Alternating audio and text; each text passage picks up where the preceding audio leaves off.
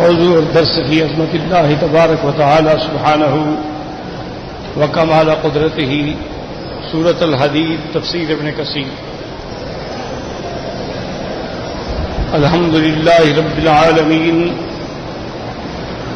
والصلاة والسلام على أشرف الأنبياء وسيد المرسلين سيدنا محمد وعلى آله وأصحابه أجمعين. اللهم صل على سيدنا محمد وعلى آل سيدنا محمد كما صليت على إبراهيم وعلى آل إبراهيم في العالمين إنك حميد مجيد. أعوذ بالله من الشيطان الرجيم. بسم الله الرحمن الرحيم. سبح لله ما في السماوات والأرض وهو العزيز الحكيم. له ملك السماوات والأرض يحيي ويميت وهو على كل شيء قدير. هو الأول والآخر والظاهر والباطن وهو بكل شيء عليم. قال المؤلف والمفسر رحمه الله تعالى: أدام النفع بعلومه وعلومكم في الدارين آمين. إلى أن قال الإمام أحمد: حدثنا يزيد بن عبد ربه حدثنا بقية بن الوليد قال حدثني بجير بن سعد عن خالد بن معدان عن ابن أبي بلال عن إرباز بن سارية رضي الله تعالى عنه أنه حدثهم أن رسول الله صلى الله عليه وسلم كان يقرأ المسبحات قبل أن يرقد، وقال: إن فيهن آية أفضل من 1000 آية. وهكذا رواه أبو داود والترمذي والنسائي من طرق عن بقية به. وقال الترمذي رحمه الله تعالى: حسن غریب. اب مفسر رحمۃ اللہ علیہ فرماتے ہیں کہ امام احمد نے اس سند کے ساتھ حضرت ارباز ابن ساریہ سے روایت فرمائی ہے کہ انہوں نے بیان فرمایا: ان رسول اللہ صلی اللہ علیہ وسلم کان یقرأ، حضور پاک رات کو روزانہ مسبحات پڑھا کرتے تھے. مسبحات کا معنی جن صورتوں کی ابتدا جو ہے وہ تسبیح سے ہوئی ہو. سبح للہ، یسبح للہ، ان کو مسبحات کہا جاتا ہے. اور حضور پاک صلی اللہ علیہ وسلم نے فرمایا: ان فیہن آیۃ، ان کے اندر ایک ایسی آیت ہے جو 1000 آیت سے بھی بہتر ہے. اسی کو امام ترمذی رحمۃ اللہ علیہ نے فرمایا کہ روایت سند کے اعتبار سے درجہ حسن کو پہنچتی. ورواه النسائي عن ابن ابي السري عن ابن وهب عن معاوية بن صالح عن بجير بن سعد عن خالد بن معدان قال: كان رسول الله صلى الله عليه وسلم فذكره مرسلا ولم يذكر عبد الله بن ابي بلال والارباز بن سارية فالآية المشار اليها في الحديث هي. اب مفسر رحمۃ اللہ علیہ فرماتے ہیں کہ حدیث مبارک میں جو آیت ہے اس کا اس طرف اشارہ ہے کہ یہ آیت مراد ہے: هو الاول والآخر والظاہر والباطن وهو بكل شيء علیم، كما سيأتي بیانه قریبا ان شاء اللہ تعالی. وبه الثقة وعليه التقلان، حسبنا الله ونعم الوكيل.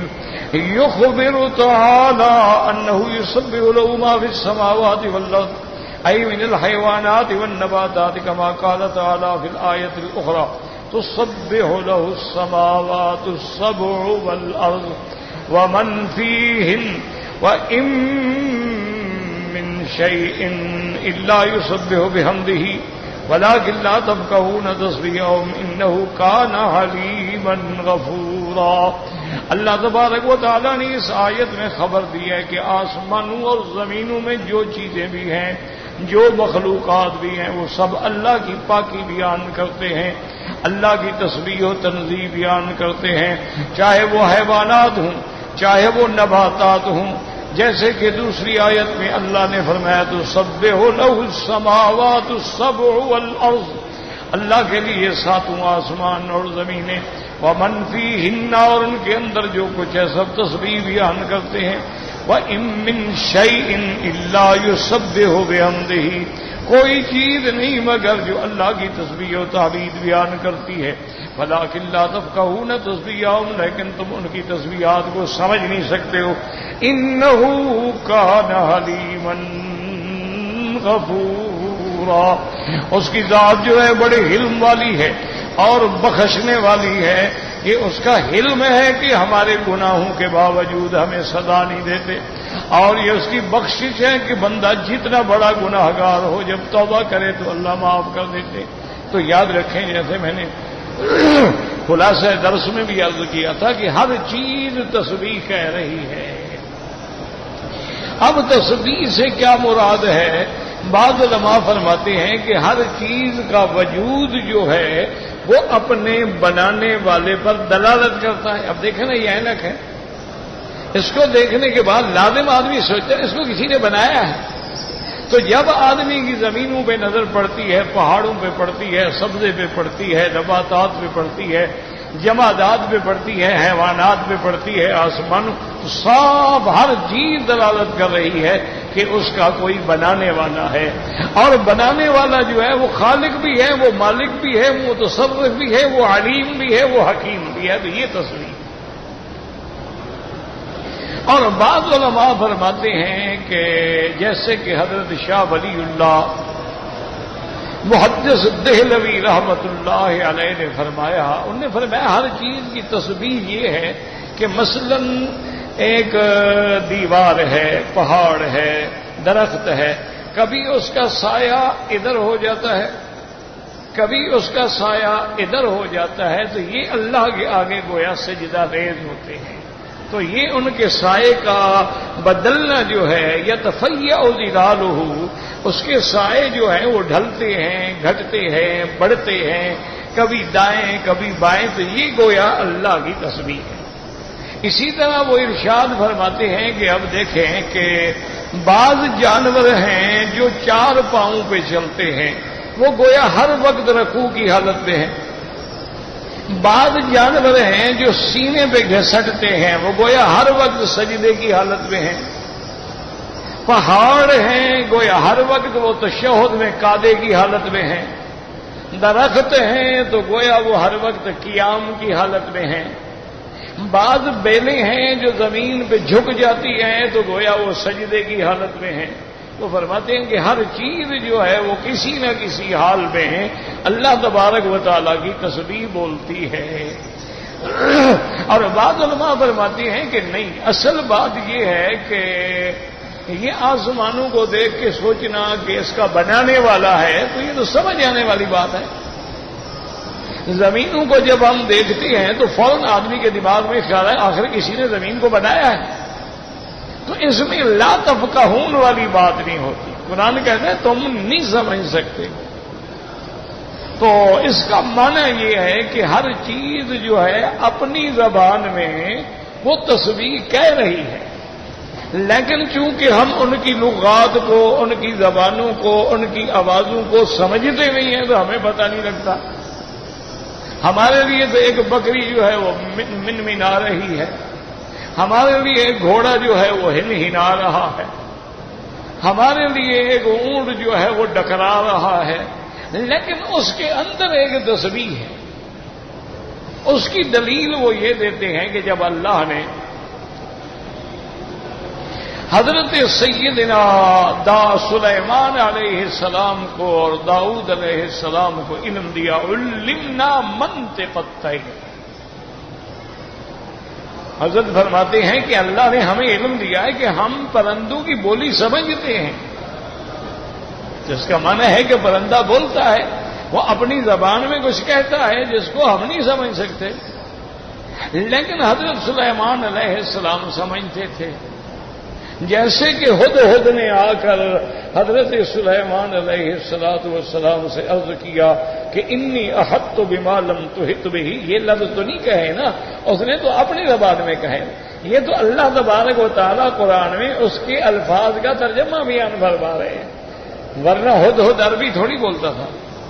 تو یہ عربی کلام خدا ہے، یہ تو اللہ اس کی زبان کا ترجمہ بنا کر ہمیں بتلا رہے ہیں کہ اس نے آ کے کہا کہ انی احطت بما لم تحط به وجئتک من سبأ بنبأ یقین انی وجدت امرأة تملکهم، بڑی مفصل رپورٹ دی جو آج کے آپ کے بڑے بڑے سی آئی ڈی کے افسران بھی اتنی اچھی رپورٹ نہیں لکھ سکتے،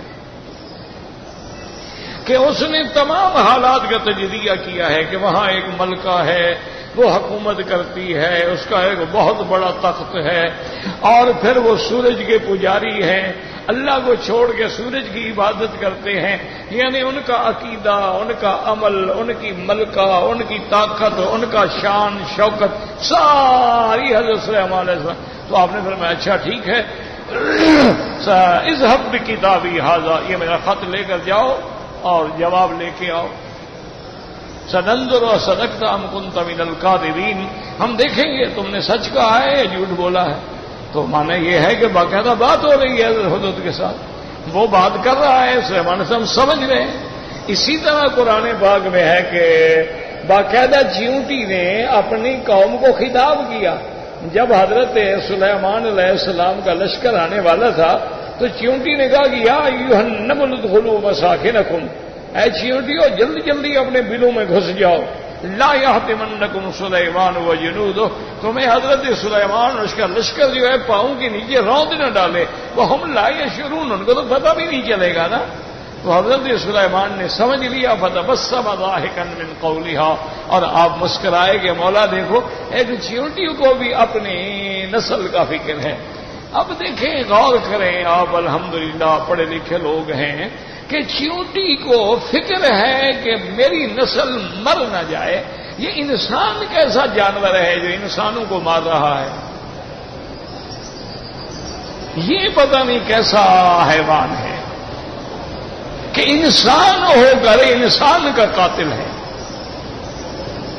کتا کتے کو نہیں کاٹتا، خنزیر خنزیر کو نہیں مارتا، سانپ سانپ کو نہیں ڈستا، لیکن یہ انسان کیا بلا ہے کہ عورتوں کو مار رہا ہے، بچوں کو مار رہا ہے، نماز پڑھنے والوں کو مار رہا ہے، بے گناہوں پہ دھماکے کر رہا ہے، اور بعض تو یہ ہے کہ باقاعدہ دو آدمی پکڑ کے کھڑے وہ ٹوکے سے ٹکڑے ٹکڑے کر رہا ہے، اور بیٹا باپ کو مار رہا ہے، بھائی بہن کو مار رہا ہے، خامند اپنی بیوی پہ کاروکاری کا الزام لگا کے ان کی جائیداد لینا چاہتا ہے۔ یہ کیا ہے؟ اس سے تو انسانیت شرمندہ ہو جاتی ہے، یہ انسان تو نہیں۔ مانا یہ ہے کہ اللہ نے ان کو ایسا بدل دیا ہے کہ یہ دیکھنے میں تو بندر اور خنزیر نہیں بنے ہیں لیکن اندر سے بن چکے ہیں۔ اسی لیے ایک بزرگ نے وہ ہمیشہ نظر جھکا کے رکھتے تھے اور کپڑا ڈال کے بیٹھتے تھے۔ کسی خاص شاگرد نے، خاص مرید نے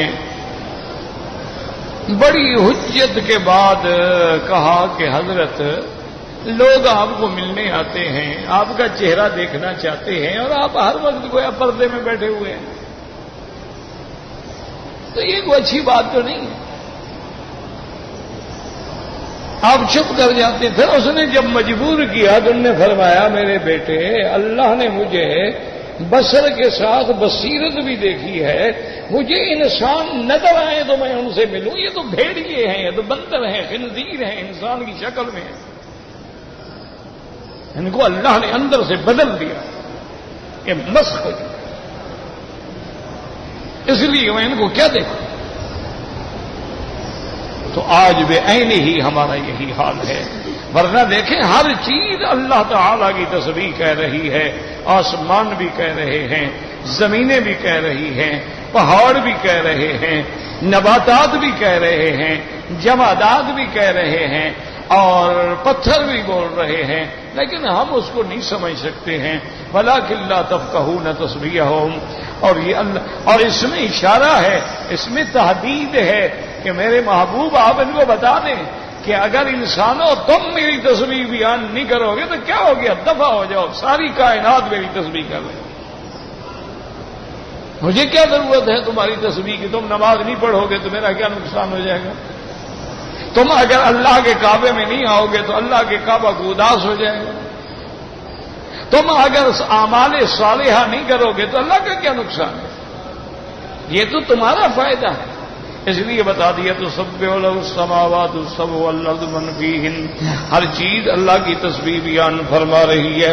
اور آگے اللہ تبارک و تعالیٰ فرماتی ہیں وَلَٰكِن لَّا تَفْقَهُونَ تَسْبِيحَهُمْ إِنَّهُ كَانَ حَلِيمًا غَفُورًا.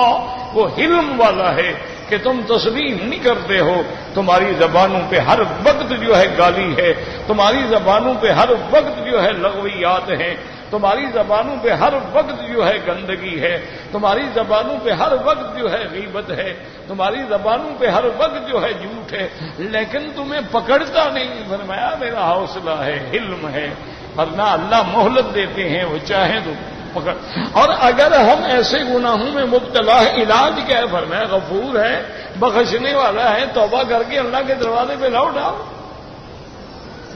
انہو کان علیما غفورا. وقولہ تبارک و تعالی، یہاں فرمایا سبح للہ ما فی السماوات والارض وہو العزیز الحکیم. وہو العزیز، عزیز کا کیا معنی؟ الذی قد خضع لہ کل شیء، جس کے آگے ہر چیز جھکتی ہے، جس کے آگے ہر چیز سرنگوں ہے، کوئی اس کے آگے سر نہیں اٹھا سکتا. وہ ہر پہ غالب ہے، جس کو کوئی مغلوب نہیں کر سکتا. الحکیم فی خلقہ و امرہ و شرعہ، اور اللہ نے جو بنایا وہ بھی حکمت سے، اور جو احکام دیے وہ بھی حکمت سے، اور اللہ نے جو فرائض مقرر کیے ان میں بھی اللہ کی حکمتیں ہیں. اور آگے فرماتے ہیں لہ ملک السماوات والارض یحیی و یمیت هو المالک والمتصرف فی خلقہ ویحیی و یمیت ویعطی من یشاء من یشاء. اللہ تبارک و تعالیٰ کی ذات ہے جو مالک بھی ہے، اپنے خلق مخلوق میں متصرف بھی ہے، کھلاتا بھی ہے، موت بھی دیتا ہے. وَيُؤْتِي مَا يَشَاءُ مَن يَشَاءُ مَا يَشَاءُ، اور جس کو چاہے جو چاہے دے دے، اور جس سے چاہے جو چاہے چھین لے. تو عز من تشاء وتذل من تشاء بیدک الخیر انک علی کل شیء قدیر. عزت جس کو چاہے دے دے، ذلت جس کو چاہے دے دے. روایات میں ہے کہ حضرت امیر المومنین عمر بن الخطاب رضی اللہ تعالیٰ عنہ اپنے خلافت کے زمانے میں، اپنے امارت کے زمانے میں حج پہ تشریف لا رہے تھے. جب مکہ مکرمہ کے قریب آئے اور مکے کے باہر کی وادیوں میں گزرے، ایک جگہ قافلہ رکا. آپ نے نماز پڑھی اور روتے رہے، آنسو بہاتے رہے. ساتھیوں نے پوچھا لماذا یبکی یا عمر، کیوں رو رہے ہو؟ فرمانے لگے میں اس لیے رو رہا ہوں، اسی جگہ کبھی میں اونٹ چرایا کرتا تھا اور آج میں امیر المومنین بن کے گزر رہا ہوں. انہی وادیوں میں تو اونٹ چراتا تھا، انہی وادیوں میں آگے میں تو اپنے اونٹوں کو چراتا تھا، جانور چراتا تھا، اور آج میں بادشاہ بن کے گزر رہا ہوں. یہ کتنا اس کا بڑا کرم ہے. اسی لیے اقبال نے کہا تھا نا کہ بات کیا تھی کہ نہ روم و ایران سے دبے چند بے تربیت اونٹوں کے چرانے والے. وہ لوگ تو اونٹ چرانے والے تھے، انہوں نے تو کسی یونیورسٹی میں نہیں پڑھا تھا. وہ آکسفورڈ اور ہارورڈ سے پڑھ کے تو نہیں آئے تھے، لیکن روم اور فارس کی قوتوں کو پاؤں کے نیچے روند ڈالا.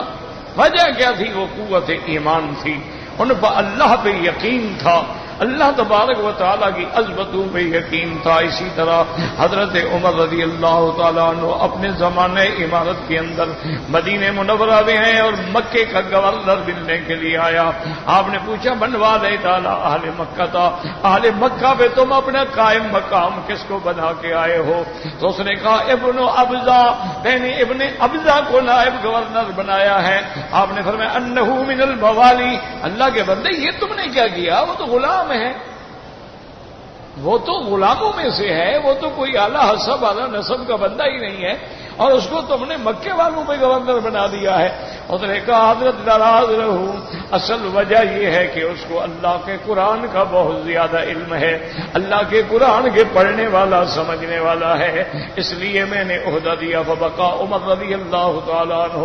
اس کے بعد حضرت عمر رضی اللہ تعالیٰ عنہ رونے لگ گئے اور فرمایا سادہ کا رسول اللہ صلی اللہ علیہ وسلم، میرے آقا نے سچ فرمایا، ان اللہ یرفع بهذا الکتاب اقواما وَيَضَعُ بِهَا آخرین.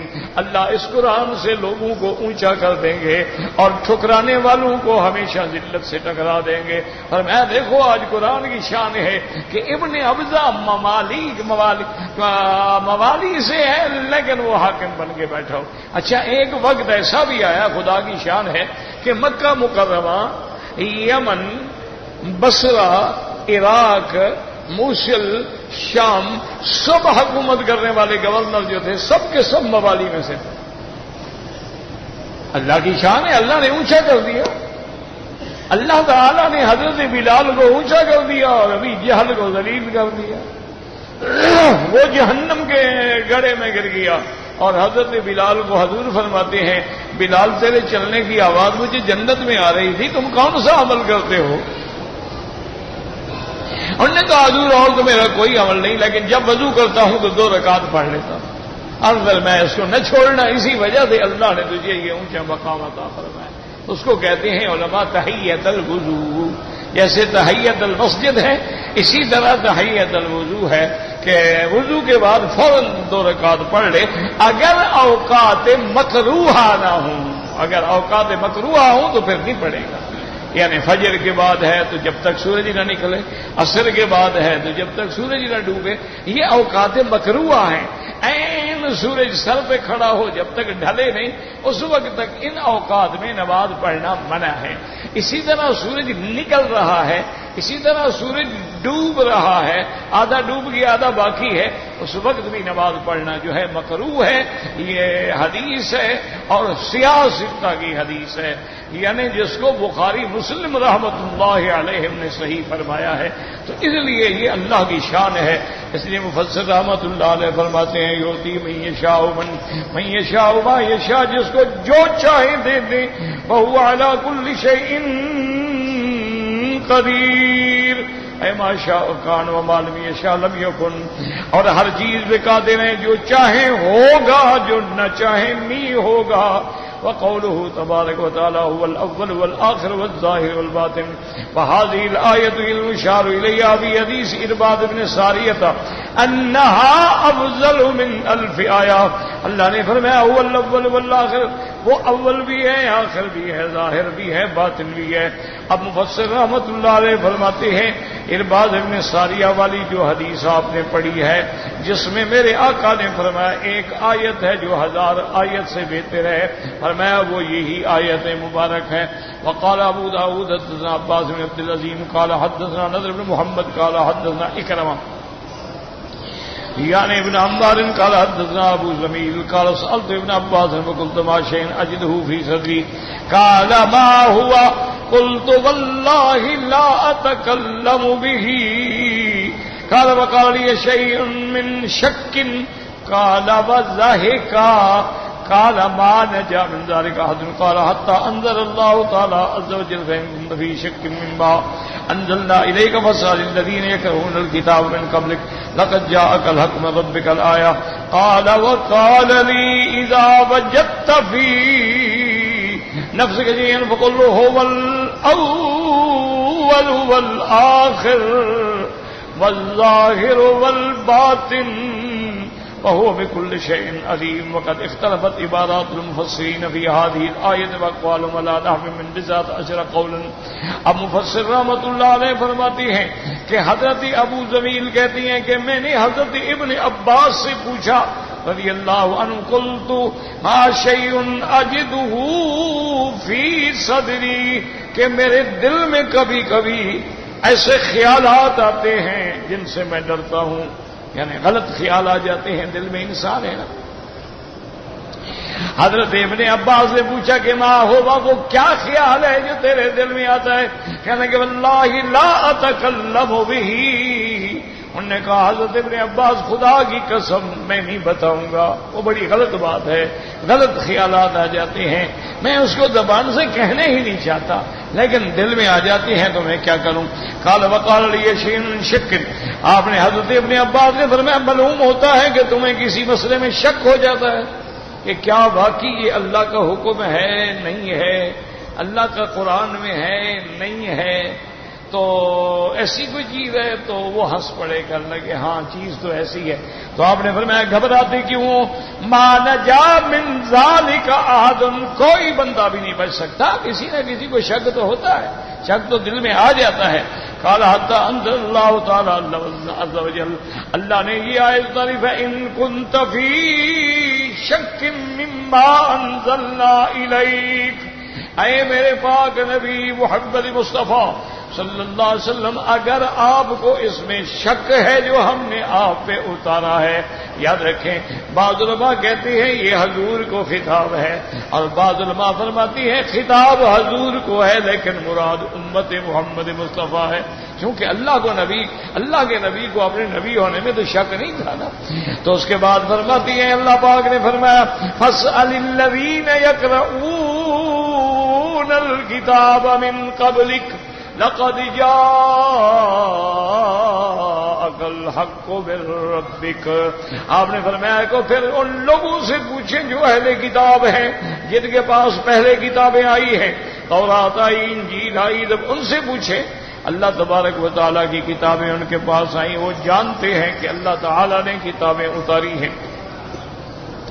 قال وقال لي اذا وجدت في نفسك شيئا فقل، اور اس کے بعد حضرت ابن عباس نے فرمایا اگر تیرے دل میں کسی قسم کا شک پڑ جائے اللہ کی توحید کے بارے میں، اللہ کے احکام کے بارے میں، علاج یہ ہے کہ یہ آیت پڑھ لیا کرو والاول والآخر والظاہر والباطن وهو بكل شيء علیم، اور یاد رکھو کہ انہی آیات مبارکہ سے فقہا نے، علماء نے یہ مسئلہ نکالا ہے کہ اگر کسی چیز کا علم نہ ہو تو علم والے سے پوچھو، یہ مسئلہ یہ ہمیشہ یاد ہے۔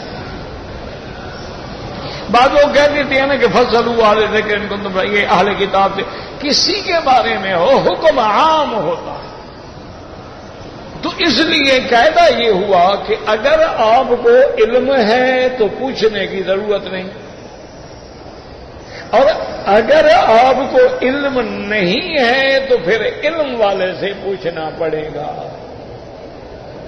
اسی کو علماء نے ایک خلاصہ بیان کیا ہے، یوں سمجھ لو، وہ کہتے ہیں یا تو آدمی میں علم ہوگا، ایک نیا مسئلہ پیش آ گیا تو اجتہاد کرے گا، ایک نئی چیز سامنے آ گئی بھی لاؤڈ سپیکر پہ نماز ہو سکتی ہے نہیں ہو سکتی، کیونکہ حضور کے زمانے میں تو لاؤڈ سپیکر نہیں تھا۔ اچھا اب بھی جو بڑے متقی عابد پرہیزگار لوگ ہیں وہ اب بھی نہیں پڑھتے، یہ ان کا اپنا ایک ذوق ہے۔ یہاں پر ایک بہت بڑے شیخ تھے، میں نے ان کی زیارت نہیں کی، وہ الاحسا کے رہنے والے تھے، شاید ابو بکر ان کا نام تھا رحمت اللہ علیہ، بڑے عابد بڑے زاہد۔ تو اتفاق یہ ہوا کہ کسی بڑے آدمی کی بیٹی پر جنات نے قبضہ کر لیا۔ جن جو ہے نا اللہ معاف فرمائے، کبھی لڑکیوں کو پکڑ لیتے ہیں، کبھی لڑکوں کو پکڑ لیتے ہیں، ان کی عورتیں لڑکوں پہ عاشق ہو جاتی ہیں، کبھی ان کے مرد لڑکیوں پہ عاشق ہو جاتے ہیں۔ ایسا وہ جن اس پہ مسلط ہوا کہ وہ بیچاری کپڑے نہیں پہن سکتی تھی، ہر وقت بغیر کپڑوں کے اس کو رہنا پڑتا تھا، کپڑے پہن بھی بس دورہ ہو جاتا۔ مجبور ہو کر اس کے والدین بڑے لوگ تھے، بڑے پیسے والے لوگ تھے، بڑے بڑے عاملوں کو، بڑے بڑے لوگوں کو بلایا لیکن کوئی فائدہ نہ ہوا، حتیٰ کہ مجبور ہو کر جب اس کو کپڑے پہناتے تو پھر اس کے ہاتھ پاؤں باندھ دیتے تھے ورنہ وہ نکال دیتی تھی۔ تو کسی نے اس شیخ کے بارے میں بھی بتایا کہ بھئی ان کے پاس جاؤ. تو وہ اپنی لڑکی کو لے کے حضرت کی خدمت میں آئے تو حضرت اس وقت تقریباً عصر کی نماز پڑھ کے مسجد سے نکل رہے تھے. تو آگے دیکھا بہت سارے آدمی کھڑے ہیں. خادم سے پوچھا کیا بات؟ نے کہا حضرت ان کی لڑکی کو بڑی شدید تکلیف ہے, کسی جن نے قبضہ کیا ہوا ہے, وہ بیچاری کو کپڑے بھی نہیں پہننے دیتا, شریف خاندان کے لوگ ہیں, بڑے پریشان ہیں. اس لڑکی کو لے کے آئے ہیں, لڑکی کو لے آئے, فرمایا لے آؤ لے آؤ. وہ لے آئے, دیکھا تو اس کے ہاتھ بھی باندھے ہوئے ہیں, پاؤں میں باندھے ہوئے ہیں. نے کہا یہ کیا بات ہے؟ کیوں؟ نے کہا حضرت اگر ہاتھ پاؤں کھولتے ہیں کپڑے اتار دیتی ہے.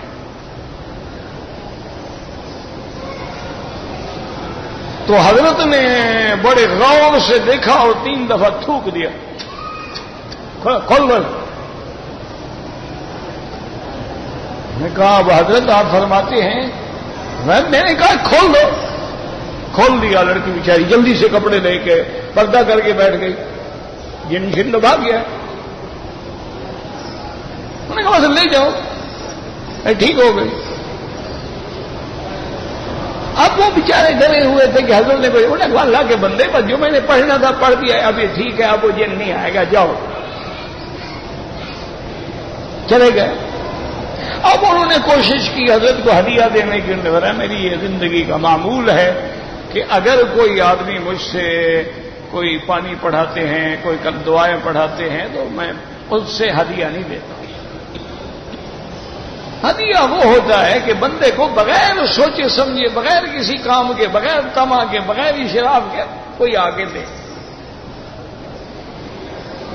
تو ان لوگوں نے پھر یہ کیا کہ بھئی حضرت کے گھر تک سڑک بھی بنوا دی اور بجلی بھی لگوا دی پورے گاؤں میں. انہوں نے کہا حضرت تو ہدیہ لیتے نہیں.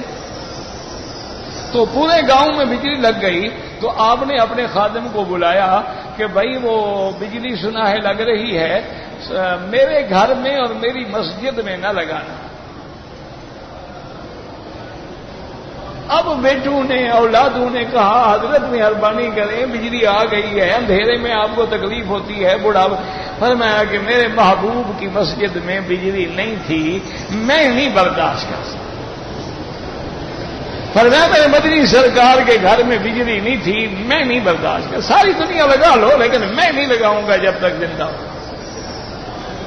یہ ذوق ہوتا ہے. اب یہ شریعت کا حکم نہیں ہے, یہ شریعت کا حکم نہیں ہے کہ بجلی نہ لگاؤ. لگاؤ, اللہ نے نعمت دی ہے, فائدہ اٹھاؤ. لیکن جو عشق کے مقام کے لوگ ہوتے ہیں ان کا تو پھر ذوق بھی اپنا ہوتا ہے نا, شوق بھی اپنا ہوتا ہے نا. وہ کہتے ہیں اپنے غلاموں کو بھی آج روٹی جو بچ جائے نا اس کو رات میں رکھ دینا, صبح ناشتے میں لے آنا. تو لوگ کہتے ہیں حضرت ابھی تازہ بنا تھا. میں بھائی یہ کل کی روٹی ہے نا, اس کا زمانہ قریب ہے نا میرے مدنی محمد مصطفیٰ. تو آج تو ہم ایک دن دور ہو گئے نا. یہ ذوق کی باتیں ہیں, یہ عشق کی باتیں ہیں, یہ سمجھ نہیں آئیں گی آپ کو. بس سمجھ نہ آئے تو بس کہہ دیا کرو رحمت اللہ علیہم, اللہ ان پہ کروڑوں رحمتیں فرمائے. اسی لیے ایک بزرگ کی کتاب میں نے پڑھا, انہوں نے لکھا کہ ابلیس جو ہے اس میں یعنی یہ دو عین تو تھی لیکن تیسری عین نہیں تھی. اب میں سمجھتا رہا کیا مانا بھی, 2 عین تھی تیسری عین نہیں تھی. اب ذرا بڑی محنت کے بعد پھر انہی بزرگ کی تقریر میں مجھے ملا, انہوں نے فرمایا کہ پہلی عین ہے عالم. وہ عالم تو بڑا تھا, ملائکہ کے ساتھ رہتا تھا. آدم علیہ السلام ابھی پیدا نہیں ہوئے, ان کے جسد کو دیکھا اور پھونک ماری, پھونک نیچے سے نکل گئی. کہ ان کا پتہ تو نہیں کیا چیز ہے, لیکن جو ہے اندر سے خالی ہے, یہ کھڑا نہیں رہ سکے گا, ضرور گرے گا. عالم تھا, عین علم والی تو تھی. اور فرمایا وہ عارف بھی تھا, عین عارف والی بھی تھی. عارف کا کیا مانا؟ اللہ کی ذات و صفات کا سمجھنے والا. وہ کہتا ہے وہ سمجھتا تھا کہ اللہ نے حکم دیا کہ نکل جاؤ, تم پہ قیامت تک میری لعنت ہے. فاخرج منها فإنك رجيم وإن عليك لعنتي إلى يوم الدين. تم مردود ہو، نکل جاؤ. تو یہ جلال کا وقت ہے، غضب کا وقت ہے، لیکن کہتے ہیں رب انظرنی إلى يوم يبعثون. اللہ میاں مجھے مہلت دے دو. کیوں؟ وہ عارف تھا، وہ جانتا تھا یہ خالق ہے، بندہ نہیں ہے کہ اگر غضب ہو اور جلال ہو تو غصے میں غلط فیصلہ کر دے. وہ تو غلط فیصلے سے پاک ہے. اسی لیے حکم ہے نا کہ قاضی کو اگر کسی بات پہ غصہ ہو تو فیصلہ نہ کرے. ہو سکتا ہے کہ غصے میں غلط فیصلہ کر جائے. اسی لیے حکم ہے نا کہ آدمی اگر بیوی سے لڑ کے نکلا ہے تو گاڑی نہ چلائے. ہو سکتا ہے نا غصہ بیوی کا اور گاڑی مارے دیوار میں سر ٹکرا دے. تو غصے میں انسان عام طور پہ پاگل ہو جاتا ہے. اللہ تو پاک ہے نا، وہ تو منزہ ہے. تو اس کا مطلب ہے وہ عارف تھا کہ جلال کا وقت ہے اور میرے اوپر غضب کا وقت ہے، لیکن وہ رب ہے. اسی لیے دعا بھی مانگ لی، انذرنی الی یوم، دعا منظور بھی ہو گئی، انک من المنذرین الی یوم الوقت المعلوم. تو انہوں نے کہا کہ دو عین تو مل گئی نا، ایک عین سے علم والی، ایک عین ملی عرفان والی، لیکن بدبخت میں تیسری عین نہیں تھی. وہ تیسری عین کون سی تھی؟ عشق والی. فرمایا بدبخت عاشق نہیں تھا. اگر عاشق ہوتا تو اللہ کے حکم کی نافرمانی نہ کرتا. عاشق کبھی اپنے محبوب کا نافرمان نہیں. وہ کہتا ہے جاؤ پہاڑ کھود کے نہر نکالو، حاضر کھود رہے. وہ کہتا ہے جاؤ میری بھینسیں چراؤ، چرا رہے ہیں. وہ کہتے ہیں جناب یہ گلی کا کتا ہے، اٹھا کے چوم رہے ہیں کہ لیلا کی گلی سے تو آیا ہے نا، عشق کی بات ہے نا. فرمایا بدبخت کو اللہ سے عشق نہیں تھا نا. والذین آمنوا اشد حبا للہ، جو مومن ہوتے ہیں وہ سب سے زیادہ محبت اپنے اللہ سے کرتے ہیں. اللہ جب محبوب ہو جائے تو محبوب اگر پتھر بھی مارے تو بندے کو پیارا لگتا ہے نا. محبوب اگر دھکے دے کر نکال بھی دے گھر سے، کہے یار کوئی بات نہیں میرا محبوب ہے پھر آ جاؤں گا، تو محبوب کے ہر حکم سے اتنا پیار ہو کہ وہ دکھ دے تو راضی ہو، وہ سکھ دے تو راضی ہو. کہ میرے سجن ہے دم بدم، حضرت مہر علی نے کہا ہے نا، میرے سجن ہے دم بدم، کہرے سجن ہے گاہ گاہ، اوی سجن ہے واہ واہ، ایوی سجن ہے واہ واہ. پر میں ہر وقت تیرا مہر ہے، احسان ہے. کبھی کبھی ناراضگی بھی ہو جاتی ہے، لیکن مولا تیرے اس رحم پہ بھی راضی، تیری ناراضگی پہ بھی راضی. رضینا باللہ ربا وبالاسلام دینا وبمحمد نبیا ورسولا صلی اللہ علیہ وسلم. تو فرمایا بدبخت میں وہ عین عشق والی نہیں تھی. اگر اللہ کا عاشق ہوتا تو کبھی نہ فرمانی. اللہ نے فرمایا جھک جاؤ، جھک گیا. اسجدوا لآدم سجدوا، گر گئے. اللہ نے جو کہہ دیا سجدہ کرو کرو. اس لیے فرماتے ہیں کہ اگر ایسے شکوک و شبہات دل میں آئیں تو اس کا علاج کیا ہے؟ یہ آیت پڑھا کرو، هو الاول والآخر والظاہر والباطن وهو بكل شيء علیم. اب مفسر رحمۃ اللہ علیہ نے ان آیات میں کوئی 10 سے بھی زیادہ اقوال نقل کیے ہیں. وقال البخاری رحمہ اللہ تعالی قال یحییٰ الظاہر علی کل شیء علما والباطن علی کل شیء علما. وہ فرماتے ہیں وہ ظاہر ہے ہر چیز پہ علم کے اعتبار سے، اور باطن ہے ہر چیز پہ علم کے اعتبار سے. وقال شیخنا الحافظ المزی یحییٰ هذا هو ابن زیاد الفراء له کتاب سماه معانی القرآن وقد ورد في ذلك احادیث فمن ذلك ما قال الامام احمد حدثنا خلف بن الولید قال حدثنا ابن عیاش عن سہیل بن ابی صالح عن ابیہ عن ابی ہریرہ رضی اللہ تعالی عنہ ان رسول اللہ صلی اللہ علیہ وسلم کان یدعو عند النوم. میرے مدنی رحمت دو عالم محبوب دو عالم صلی اللہ علیہ وسلم آپ جب سوتے تو یہ دعا پڑھتے تھے، اللہم رب السماوات السبع ورب العرش العظیم ربنا ورب كل شيء منزل التوراة والإنجيل والفرقان خالق الحب والنوى لا إله إلا أنت أعوذ بك من شر كل شيء أنت آخذ بناصيته أنت أنت الأول فليس قبلك شيء وأنت الآخر فليس بعدك شيء وأنت الظاهر فليس فوقك شيء وأنت الباطن فليس دونك شيء اقض عنا الدين وأغننا من الفقر اقض عنا الدين وأغننا من الفقر اقض عنا الدين وأغننا من الفقر. میرے مدنی سرکار رحمت دو عالم ہر رات کو یہ پڑھتے تھے، تو اس میں آپ نے کیا ترجمہ کیا ہے؟ الحمدللہ یہدینا ویہدیکم اللہ. انہوں نے یہ ترجمہ فرمایا کہ انت الاول فلیس قبلک شیء، آپ سے پہلے کچھ بھی نہیں تھا. وانت الآخر فلیس بعدک شیء، اور آخر بھی آپ ہوں گے، آپ کے بعد کچھ نہیں ہوگا. کل من علیہا فان، ہر چیز فنا ہو جائے گی. وَيَبْقَى وَجْهُ رَبِّكَ ذُو الْجَلَالِ وَالْإِكْرَامِ. أَنْتَ الظَّاهِرُ، اپنی صفتوں میں ظاہر ہے. لَيْسَ فَوْقَكَ شَيْءٌ وَأَنْتَ الْبَاطِنُ فَلَيْسَ دُونَكَ شَيْءٌ، اور تیری ذات ایسے حجابات میں ہے کہ کوئی تیری کنہ کو نہیں پہنچ سکتا ہے، کسی کی طاقت بھی نہیں ہے کہ تمہیں دیکھ سکے، تیری رؤیت حاصل ہو اور تیری کنہ کا ادراک کر سکے. اس کے بعد حضور صلی اللہ علیہ وسلم یہ دعا فرماتے تھے.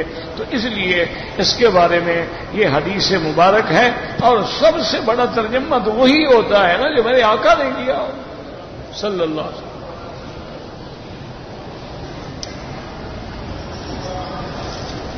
کہتے ہیں جی کہ اگر کسی آدمی نے کسی لڑکے پہ خرچ کیا اور اس کو حافظ قرآن بنایا تو انشاءاللہ اللہ اس کو بھی بہت بڑا اجر دیں گے، بہت بڑا ثواب دیں گے.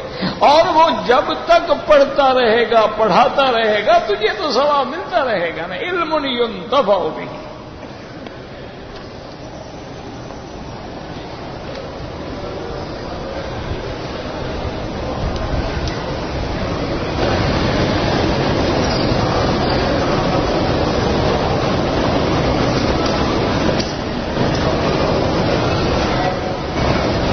کہتے ہیں پتہ مجھے سمجھ نہیں آیا میرا بھائی، کو پڑھا بھی نہیں جاتا، صاف لکھا کرو کہ حج سے 2000 میں حج پہ آیا تو اس وقت رکن یمانی کی مرمت ہو رہی تھی، تو غلاف پتہ نہیں کیا ہے مرمت کروا رہے تھے. کچھ دھاگے میرے کو ملے، کوئی بات نہیں ہے، کوئی تو تم نے چرائے تو نہیں ہے نا، وہاں گر گیا تم نے اٹھا لیے. کہتے ہیں جی کہ عمرے پہ جو لوگ آئے ہیں وہ مکے میں آنے کے بعد نماز قصر پڑھیں گے یا پوری پڑھیں گے؟ میرا بھائی مکے میں آئے، مدینے میں آئے، مسافر ہے قصر پڑھے گا، مسافر نہیں ہے پوری پڑھے گا. یہ تو حکم ہے پوری دنیا کے لیے، ایک حکم ہے، یہ تھوڑا ہے کہ مکے میں بدل جاتا ہے. آپ عمرے والے ہیں، آپ مسافر ہیں، اگر آپ اکیلے پڑھیں گے تو قصر پڑھیں گے، اگر امام کے پیچھے پڑھیں گے تو نماز پوری پڑھیں گے، چونکہ امام مقیم ہے. امام جو ہے، اب مثلا عشاء کی نماز ہے، امام ہے مقیم، ہم ہیں مسافر، جو وہ جب 4 رکعتیں پڑھائے گا تو ہم بھی 4 رکعت پڑھیں گے. یہی تو ہم کہتے ہیں کہ امام کے بندہ تابع ہوتا ہے، امام کے بغیر گزارا ہی نہیں. مطلب ہمارے ذمہ تو یہ 2 رکعتیں نہیں تھی، لیکن چونکہ امام مقیم ہے ہمیں بھی پڑھنی پڑیں گی. ہم اگر پہلے سلام پھیر دیں گے تو ہماری نماز باطل ہو جائے گی.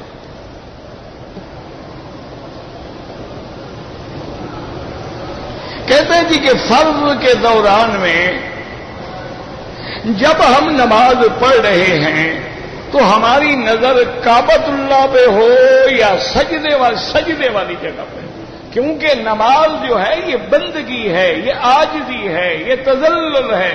عاجزی میں یہ تھوڑا ہوتا ہے کہ بندہ سر اونچا کر کے کھڑا ہو، آدمی تو نظریں جھکی ہوتی ہیں، اس لیے ہمیشہ نظر سجدے والی جگہ پر.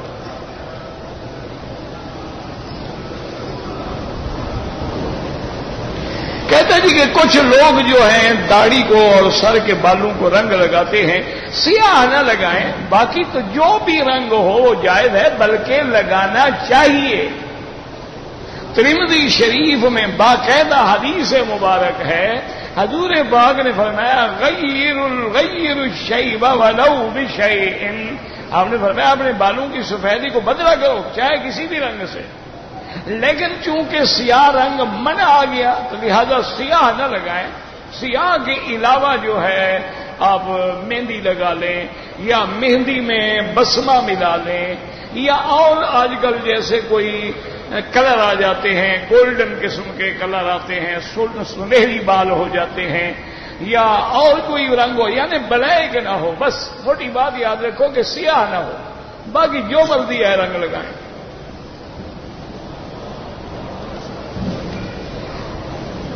عورت کا احرام کیا ہے؟ عورت کا احرام نیت ہے کہ نیت کی لبیک پڑی، اسی لباس میں رہے گی، اس کا احرام ہو گیا۔ اس کو نہ کپڑے بدلنے ہیں، نہ رومال باندھنے ہیں، نہ سفید کپڑے پہننے، جو لباس ہے وہی اس کا احرام ہے، اسی لباس میں رہے گی۔ اور لبیک اللہم لبیک لبیک لا شریک لک لبیک، وہ تو بال باندھ دیتی ہیں کہ بال کھل نہ جائیں، بال گر نہ جائیں، لیکن بہت بڑی غلطی کرتی ہیں ہماری بیٹیاں کہ وضو کریں تو اس کے اوپر مسح کر دیتی ہیں۔ خیال ہوتا ہے کہ اگر میرا رومال کھل گیا تو احرام کھل گیا، عمرہ تو بھاگ گیا نا۔ جیسے بڑے بڑے لوگ آگے مسئلہ پوچھتے، او جی میں وضو کر رہا تھا، اوپر والی چادر میں نے لٹکا دی، تو پھر میں نے کہا عمرہ تو چادر میں گیا نا، تم تو خالی واپس آئے۔ بے وقوف آدمی، چادروں کے اندر عمرہ بندھا ہوا ہوتا ہے، چادر بدل ڈالو، پلید ہو گئی دھو ڈالو، پھٹ گئی دوسری پہن لو۔ عورت کے لیے وہی احرام ہے جو اس نے کپڑے پہنے ہوئے ہیں، اس کے لیے الگ کوئی احرام نہیں ہوتا۔ سب کو جو ہے چادر ہے سب پہنے، صرف نقاب نہ ڈالے جس سے منہ بالکل بند ہو جاتا ہے۔ کہتے تھے کہ حضور پاک کو جو معراج ہوا تھا، بہرحال گزارش یہ ہے کہ علماء کا اختلاف ہے، لیکن ہمارے علماء اکابر کا یہ عقیدہ ہے کہ میرے آقا کو جو معراج ہوا تھا وہ جسمانی تھا، روح مع الجسد تھا، اسی کے یہ خواب نہیں تھا جو عالم ارواح ہو، یہ معراج حقیقت تھا۔ اگر خواب ہوتا تو پھر ابو جہل کو چیخنے کی کیا ضرورت تھی؟ خواب تو تم بھی دیکھ سکتے ہو، خواب تو کوئی بھی دیکھ سکتا ہے۔ وہ جو سارے چیخ پڑے کہ دیکھو حضور کیا فرما رہے ہیں، آسمانوں پہ گئے، 7 آسمان، سدرۃ المنتہا، واپس بھی تشریف لے آئے، رات بھی ختم نہیں ہوئی، تو وہ اسی لیے مشکل سمجھ رہے تھے۔ اور اگر یہ روح کا ہی خواب تھا تو روح کو سواری کے لیے براق کی ضرورت تو نہیں ہوتی، روح تو خود ایک امر ربی کا نام ہے۔ پھر جبریل علیہ السلام کو براق لانے کی کیا ضرورت تھی؟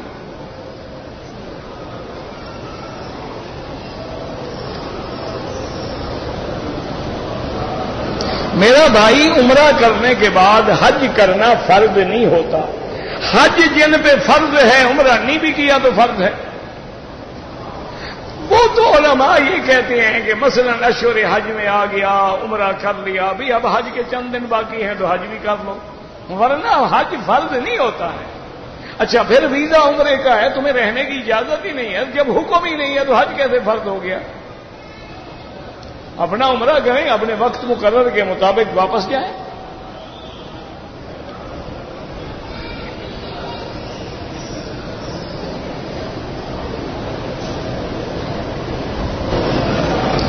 دکان میں سامان 50,000 کا ہے، 50,000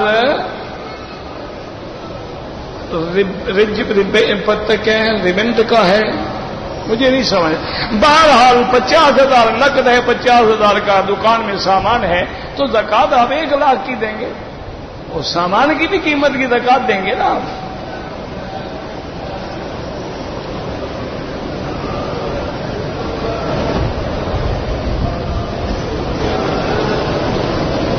میں نے وقوف عرفہ نہیں کیا تو حج ہی نہیں ہوا، تو دم کیا پوچھتے ہو؟ حج ہی برباد اگر عرفات نہیں گئے تو۔